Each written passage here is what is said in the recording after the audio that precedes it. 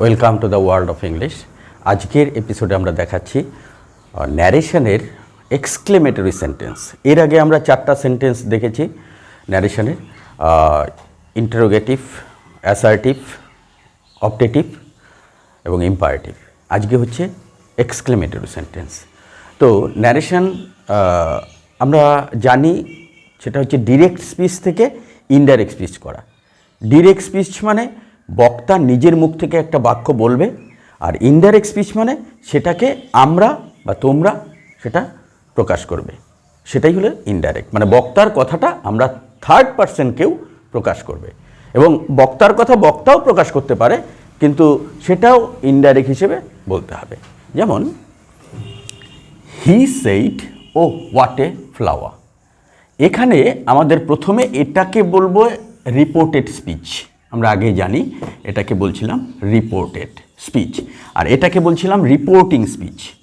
Reporting speech, এই reporting স্পিচটা দেখে আমরা ভার্ব নির্ণয় করব, সেইডের পরিবর্তে কি হবে।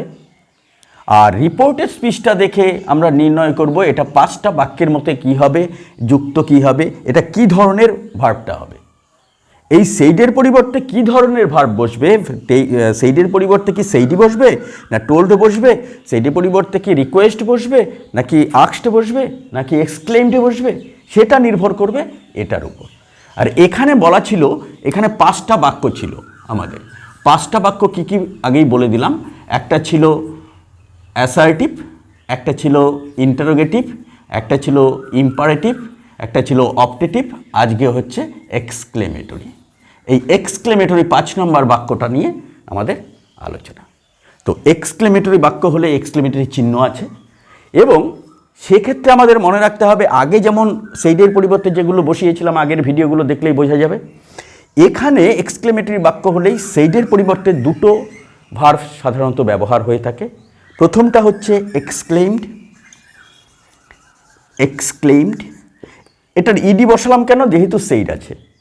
যদি এখানে সে থাকতো বা উইল সে থাকতো তাহলে ঠিক সেমই উইল এক্সক্লেইম বা সে হতো।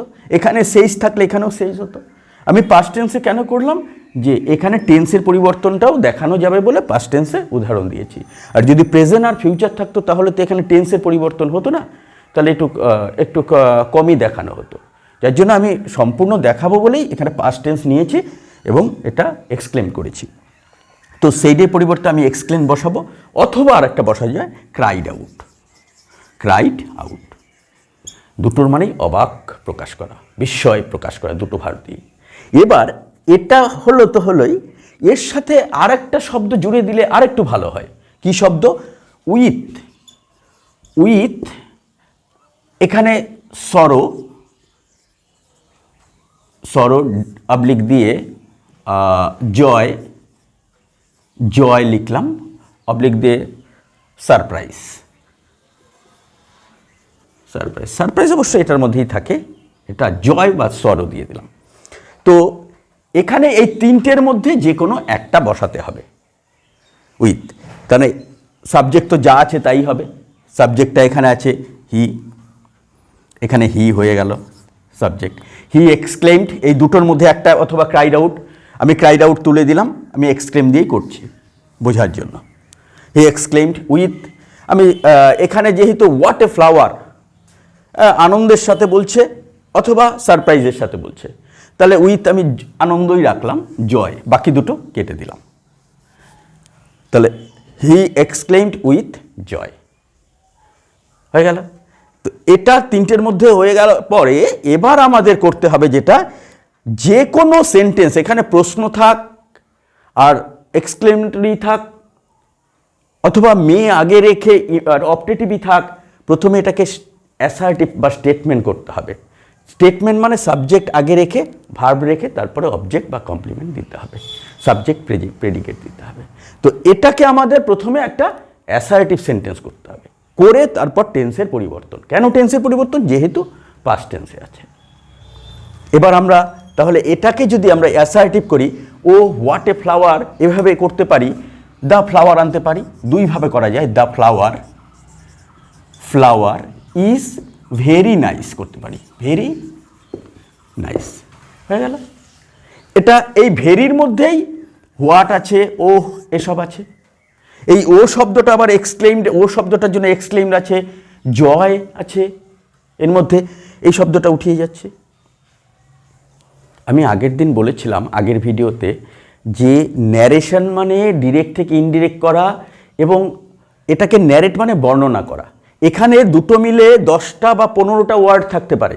আমি 5টা ওয়ার্ড দিয়ে যদি এই 15টা ওয়ার্ডকে বর্ণনা করতে পারি তাহলে ওটাই ন্যারেশন হয়ে গেল। মানে এখানে কমিয়ে দিলাম 10টার মানে এখানে 10টা হবে এমন কোনো কথা নেই। এই 10টা শব্দকে আমি 5টা দিয়ে বর্ণনা করলেই ওটা ন্যারেশন হয়ে গেল। তো এখানে এই যেমন হোয়াট এ ফ্লাওয়ার এত কিছু না লেখে এই ভেরি এনে দিলাম, বাস শেষ। অথবা আর একটা করা যায়, এটার the flower is very nice, অথবা ওয়ার দিয়ে করতে পারি ইট ইজ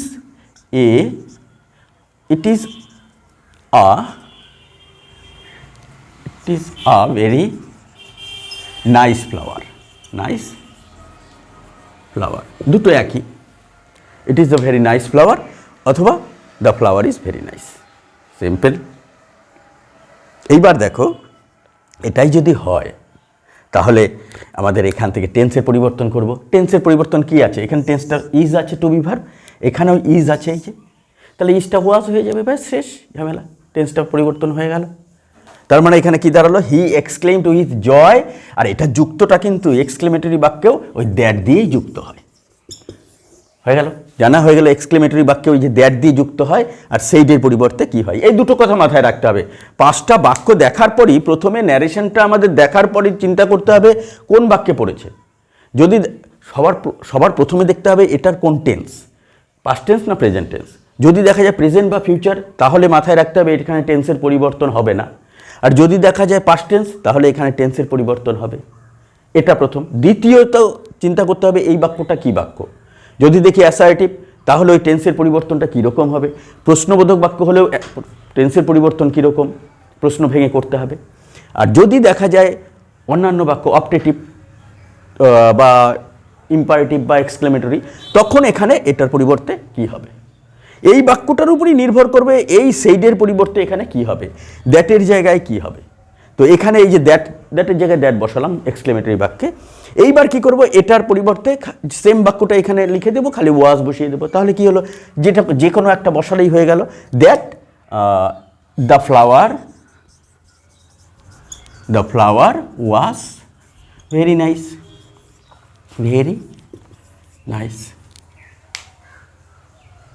হয়ে গেল।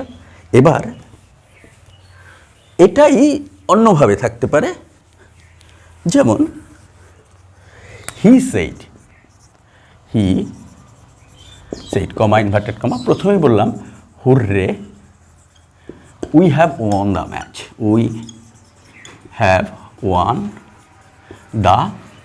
ম্যাচ। ও বলেছে আমরা জিতে গেলাম, hurray we have won the match, ব্যাস। তাহলে এবার ঠিক একই নিয়মে এই হুররে কথাটা দেখে বোঝা যাচ্ছে আনন্দের সাথে বলেছে, দারুণ এক্সাইটমেন্ট। তাহলে এটার মধ্যে তো বলেছি এক্সক্লেইমড অথবা ক্রাইড আউট হবে। তাহলে কি হলো, হি এক্সক্লেইমড। এবার উইথ দিয়ে এই জায়গায় উইথের জায়গায় ইনও বসানো যেতে পারে, ইন এক্সক্লেইমড উইথ জয় বা এক্সাইটমেন্ট, দুটাও আমি 3টে বলেছি, কিন্তু তুমি এক্সাইটমেন্টও রাখতে পারো, জয়ও রাখতে পারো, জয় যেহেতু শিখিয়েছি জয়। এবার তারপরে এটার ইনভার্টেড কমার জায়গায় এখানে কি আসবে, দ্যাট এলো, that he exclaimed with joy that. এই এক্সক্লেমের মধ্যে হুররে চলে গেল, উইথ জয়ের মধ্যে হুররে চলে গেল, হুররে কাটা। তাহলে এটার এবার দেখো এটা অ্যাসার্টিভই আছে, তাহলে এটার আর পরিবর্তন করার দরকার হচ্ছে না এক্সক্লেমেটরি থেকে অ্যাসার্টিভ। এটা অ্যাসার্টিভ আছে, টু হ্যাভ ভার্বে আছে, তাহলে এটা শুধু টেন্সের পরিবর্তন লাগবে। তো টেন্সের পরিবর্তনটা এখানে কি করব, ও বলেছে উই, এখানে এটা প্রথম ন্যারেশন চ্যাপ্টারে দেখানো হয়েছিল যে কোন সাবজেক্টটা, এখানের কোন সাবজেক্টটা কে, এখানে অনুযায়ী চিহ্নিত করতে হবে। আর প্রথম যারা বিগিনার্স তারা চিহ্নিত করতে না পারলে একটা তীর টেনে টেনে চিহ্নিত করতে হবে। যেমন হি আর উই, এই কথাটা যেহেতু ওর মুখ থেকে বেরিয়েছে, তাহলে উইটাকে হি, এই হিয়ের মধ্যে এই উইয়ের মধ্যে হিও আছে, উইয়ের মধ্যে 5-6 জন থাকলে এই হিও আছে, তাহলে এটাকে হি, ও বলছে উই, আমরা যখন বলবো তখন বলবো দে, আমরা বললে দে বলবো, আমরা উই বলবো না, তাহলে তো আমরা হয়ে যাবো আবার, তাহলে আমরা বলবো দে। এবার টেন্সের পরিবর্তন, হ্যাভটা হ্যাড হয়ে যায়, হ্যাড ওয়ান দ্য ম্যাচ, আর এখানে এক্সক্লেমেটরি চিহ্ন হবে না। একটা কথা বলে রাখছি, এখানে এক্সক্লেমেটরি চিহ্ন থাক, প্রশ্নবোধক চিহ্ন থাক, যে চিহ্নই থাক না কেন, এই রিপোর্ট এখানে যখন হবে ইনডাইরেক্ট স্পিচে, যখন আমরা ন্যারেশন করে ফেলবো তখন সব সময় ফুল স্টপ, এটা মাথায় রাখতে হবে। এখানে কিন্তু এক্সক্লেমেটরি বা প্রশ্নবোধক চিহ্ন রাখা যাবে না। এটা হয়ে গেল এক্সক্লেমেটরি বাক্য।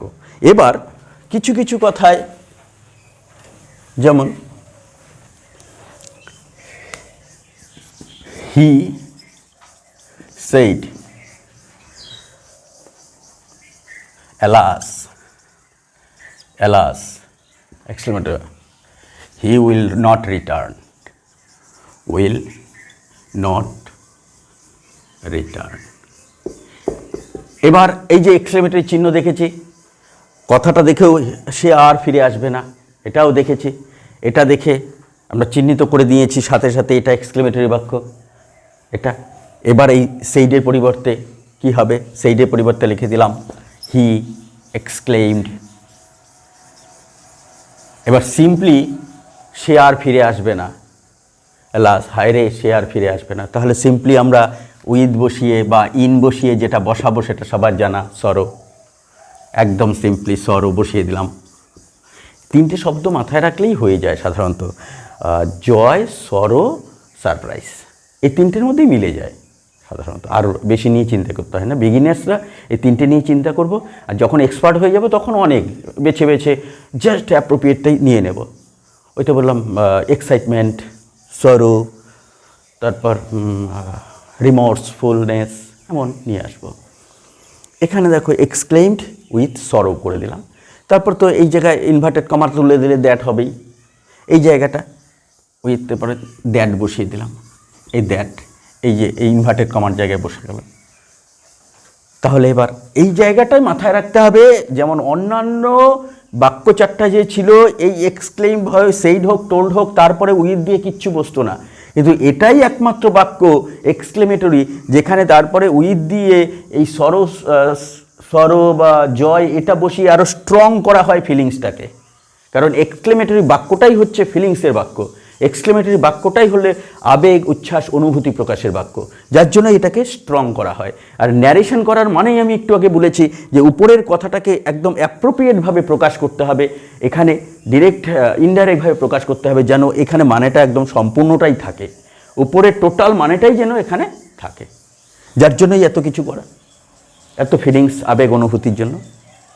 তো এইবার হচ্ছে হি এক্সক্লেইমড উইথ সরো, দ্যাট দিয়ে যুক্ত করলাম, করার পর এখানে দেখো টেন্সটা রয়েই গেছে, তাহলে এটার মধ্যে আমাদের আর ভাঙতে হচ্ছে না। ওই what a flower, what a man, what a bird, ওইগুলো হোয়াট এ শট বলছে, হোয়াট এ শট, একটা ক্রিকেট শট দেখে বলছে হোয়াট এ শট বলে দিচ্ছে, তো what a shot, what a shot, the shot is very nice, shot is bombasting, shot is amazing, এমন এইরকম what a shot.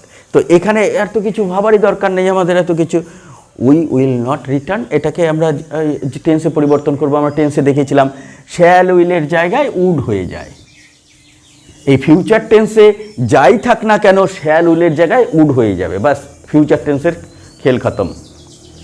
Future tense মানেই চারটা টেন্স যে ছিল, future indefinite, future continuous, future perfect, future perfect continuous, ওই চারটাতেই খালি shall উইলের জায়গায় would বসাবে, আর কোথাও টেন্সের দরকার নেই, আর চেঞ্জের দরকার নেই, কোথাও চেঞ্জ করতে হবে না, খালি শ্যাল উইলের জায়গায় যদি থাকতো I shall have been writing, শুধু খালি উড করে দাও, শ্যালের জায়গায় উড করে দাও, বাকি he would have been writing, বাকি যা আছে তাই।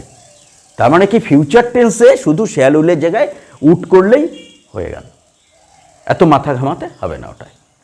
তো এখানে আমরা তাহলে উড করে দেবো, ব্যাস সিম্পলি এই আগের মতনই। দেখো এটার মধ্যে কে আছে, উই আছে, এটা তাহলে দে হয়ে যাবে, এই উইয়ের মধ্যে কি হিও আছে, তাহলে এবার ও বলছে আমরা, আমরা বললে তারা বলবো দে উড, দে উড